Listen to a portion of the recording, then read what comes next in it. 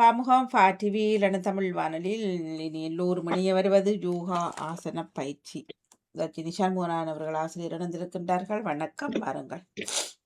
உற்சாகமான வணக்கம் மணியக்க.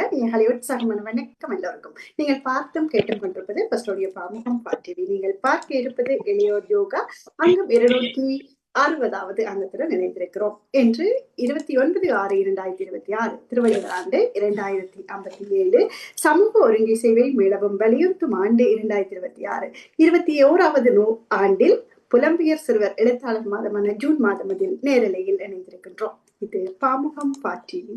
இன்றைய குறை அதிகாரம் 4 அரண் வலியுறுத்தல். குறை 40.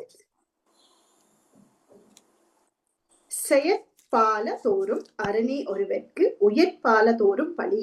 செயற்பால தோறும் அரணி ஒருவர்க்கு உயர்பால தோறும் பழி என்ற திருக்குறளின் விளக்கம், ஒருவனுக்கு செய்யத்தக்கது அறமே, செய்யத்தகாதது பழியே என்று கூறி இந்த திருக்குறளின் விளக்கத்தோடு இன்றைய வாக்காக, நீ கோபம் கொள்ளும் ஒவ்வொரு நிமிடமும் 60 வினாடி சந்தோஷத்தை இழக்கிறாய். நீ கோபம் கொள்ளும் ஒவ்வொரு நிமிடமும் 60 வினாடி சந்தோஷத்தை இழக்கிறாய் என்று கூறி அன்போடு அழைத்து செல்கிறது எளியோர் யோகா அங்கம் 260. உற்சாகமான வணக்கம் எல்லோருக்கும்.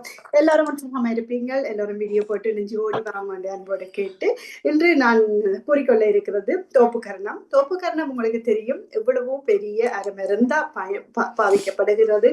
எல்லா உலகத்திலேயே எல்லா இடங்களையும் அதை பற்றி நிறைய பேர் பேசிக்கொள்ளுவிடும்.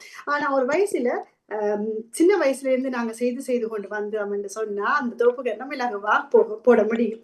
ஒரு காலத்துல நாங்க வயசாயிட்டு என்னால இது முடியாது, முழங்காலுக்கு நோகும், அப்ப நான் போடக்கூடாதுன்னு சொல்லிட்டு விட்டுருவோம். ஆனா அது பிள்ளை.